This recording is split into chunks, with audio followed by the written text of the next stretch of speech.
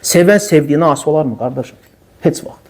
Allah-u Teala buyurur ki, o kəslər haqqında, o kəslər ki, deyir, mən Allahı sevirəm, Allahdan qorxuram, Allahı iman gətirmişəm, Rəbbim Allahdır deyənləri Allah imtihan edir. Buyurur ki, قُلْ اِنْ كُنْتُمْ تُحِبُّونَ اللّٰهَ فَاتَّبِعُونِ يُحْبِبْكُمُ اللّٰهُ وَيَغْفِرْ لَكُمْ ذُنُوبَكُمْ وَاللّٰهُ غَفُورٌ رَحِيمٌ.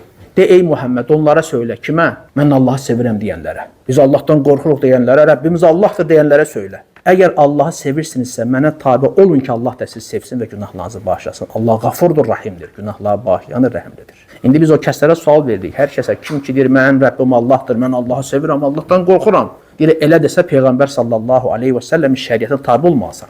Onun dini tutub gedməlisən. Biruzə vermir, əməllərini görmürük. Görmürük, sən Allahdan qorxuram deyirsən, namaz qılmırsan. Rəbbim Allahdır deyirsən, namaz qılmırsan. İbadət eləmirsən. Haram yiyirsən, rüşvət alırsan, ittiham edirsən, nə bilim, o qədər pis işlərlə məşğul olan insanlar var ki, hamısı bir ağızdan deyir, Rəbbim Allahdır. Amma vallahi nə qədər salih insanlar var ki, onlara deyəndə ki, Allahdan qorx, o sözü eşidəndə qardaş rəngi saralır, qorxur.